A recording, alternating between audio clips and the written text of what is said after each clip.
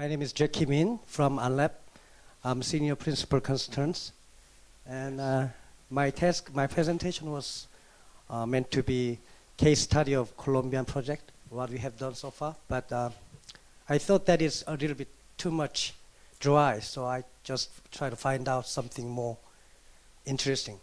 So I think my presentation divided into 3 parts. First, cybersecurity awareness, and second might be the consulting project for CERT, and third, the introduction of the company, very shortly. At the World War II, aircraft was the kind of evolutionary weapon for battles, and now it's cyber warfare. Everybody knows it. Then when the Obama met Xi Jinping at the summit meeting, the first sentence was, do not hack each other. So right after that, they agreed hello, and then you do not hack, please, please. So hacking is one of the keyword in these days. And then cyber warfare capability is also very important. When we look into the cyber warfare capabilities, the first group is, as we expect, US, China, Russia, and second, North and South Korea, and Iran, Israel, and thirdly, there are Singapore, Australia, and Japan. But it is not exactly equal to ranking of cyber emergency response capabilities. When you're looking into the CERT ranking, first group is US, Canada, Japan, South Korea, Australia. So there is no China and Russia. That means China and Russia has been developed for cyber warfare, like offense, but they are not interested much more on human rights. How could I say? It's dangerous to say, but it's more on defense or offense. Then second group is United Kingdoms and blah blah. Third, Denmark. Fourth, Thailand. I was trying to find what Romania rank was, and I was trying to find what kind of index Romania ranked in. So just I found yesterday. Romania is the ranked 7th in the top 10 countries with most hackers in the world. I'm surprised. Since it's been 2011 by FBI, United States. And there is even some village called Rimni Kuvilcha. Yes. Hackerville. Maybe some of them you know that. Might be a very interesting part.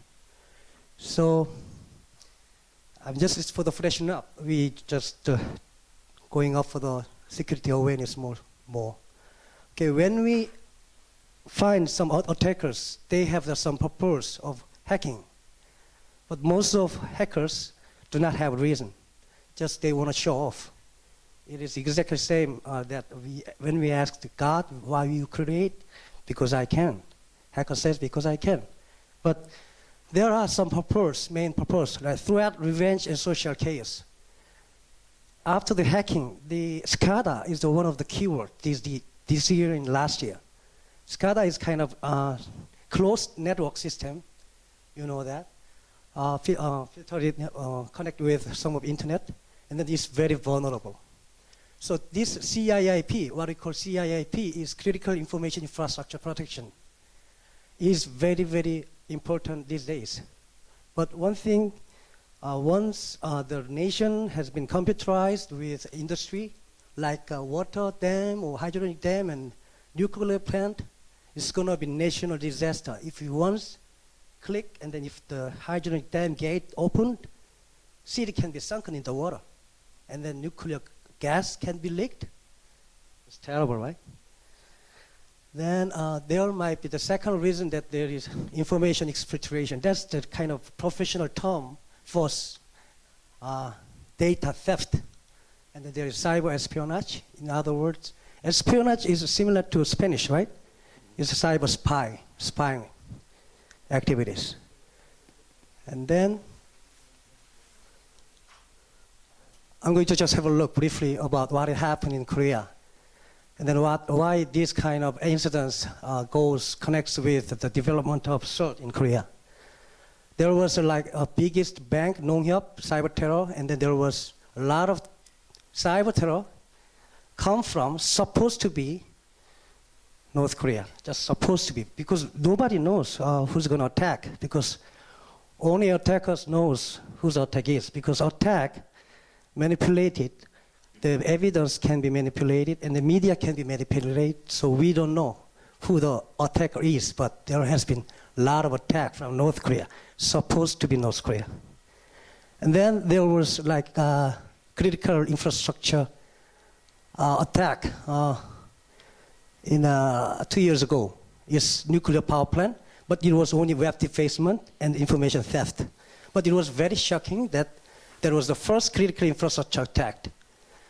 And then cyber espionage, you know, everybody using the like Chinese made in China firmware, mobile Wi-Fi, which is very vulnerable. They got the backdoor and vulnerability, and then they can set up, reset up, and then they can leak all the information from mobile phone. So if you don't have kind of Wi-Fi connection without password, you should not connect with, because most of them are made in China.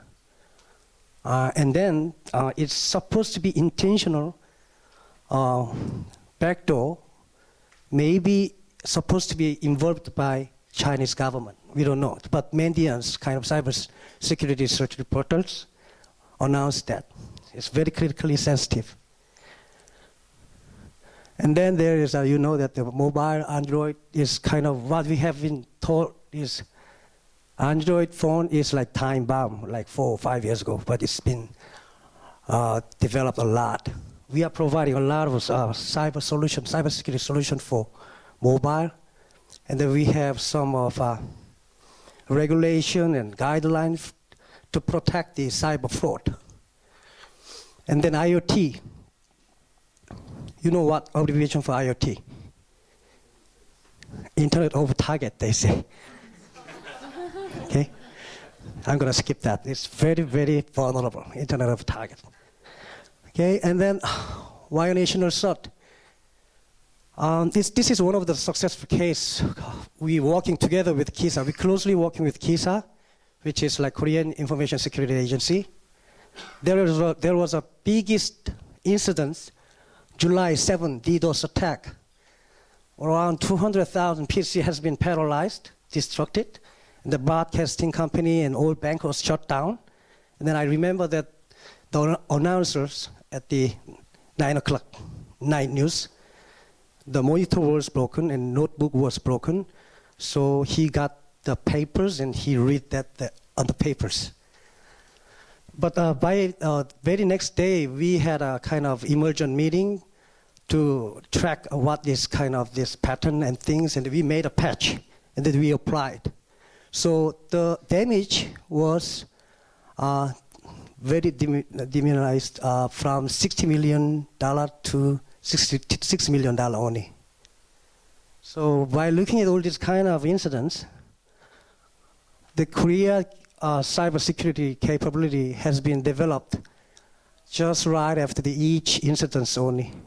So now there are around 200 incident prevention and incident response team in KISA.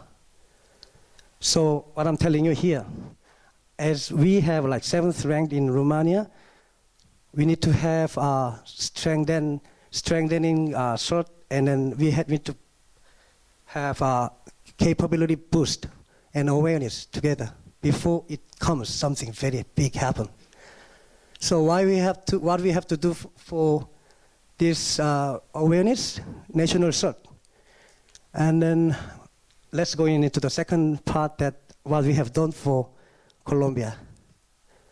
Okay, I'll do very quick. It's going to be a little bit boring here.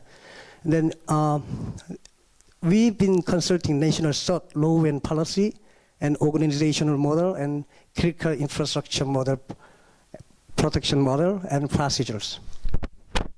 So these are the CERT requirements.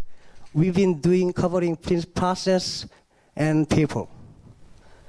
And then why we did that? Because eventually it's going to be a kind of nation's sustainable development as we're strengthening nation's cybersecurity. This is 2B model that we are going put into the core CERT, national CERT, underneath of Mintic. Before, CERT was on the national defense, cyber defense, national defense, military force. So CERT has got the military uniform. So everybody, when I talk with people about the CERT, what we have to do, they need to take off their uniform first.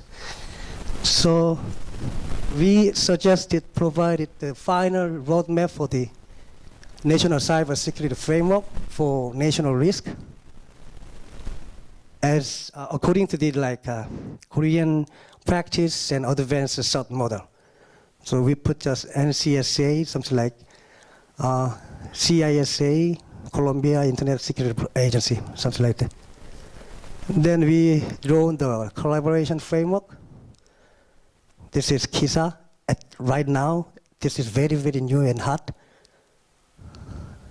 Then we have the roadmap for how to build the organization and staff, like this. And then this is the framework of CIIP, management, organizational structure. It is just also equivalent with Korean framework, which has been provisioned on the basis of law that CIIP 2012. So we have mandatory law to monitor like telcos, incidents, everything. For example, some of the company, some of the nation, Ministry of ICT is sometimes smaller than some telco. So if the ICT, like public servant asks, can you show us some of the pattern, whatever incidents, events, and then they say, go away. So we need to make this thing in mandatory. So we did that. So we put the kind of organizational structure here. And then I'm going to be quicker. We also provided the operation procedures and incident prevention response procedures regarding every sector, every activities. This kind of procedure, it should be confidential, for example, but we delivered it, we made it in fundamental way, so it's going to be kind of platform for them to evolve. And this is a comparison between role and service and procedures, and this is comparison between ISO 27001 and KISA ISMS. We have KISMS, and then we build up like this. So we provided this. And lastly, we did the CERT training. There are some of the CERT training for staff, such as you see the yellow font, pen testing skill, malware analysis, digital forensics, which is very important for them to raise the strength and skills. We did hands-on training for 3 weeks, 2 weeks, for 2 years, and 3 years. Okay, our company, very quick, is smaller than Civil Kosovo. I'm going to be very shorter. So AhnLab is also name of the company, but is also surname of founder. He's now president's nominated. I don't know how it's going to be affected. Anyway, we have like clients like this, from Samsung to like, let's say, bank, a lot, financial sectors and manufacturers and automobiles. And then we have presence like this. By the way, we retreated Greece. So let's talk later about Romania together. This is me. And then latest, we've been doing for the consulting project in Indonesia, Colombia, Iran, Hong Kong, Ethiopia, Afghanistan, Mongol, Malaysia, Japan, blah, blah. Then this is the fast release from Colombia workshop. Actually, they were trying to go into the OECD country, but OECD requested that they need to have some requirements for the cybersecurity. So at the same time, we had the same project. So we are very lucky, and they are very lucky to get it. Then we did have like kind of consulting with cyber defense in Colombia, and this is Indonesia, and this is NESA, UAE. We're talking about the CIIP consulting project. Okay. Okay. This is happiness for the children. I translated into Google. Is it right? Correct? Thank you. Thank you very much. Thank you.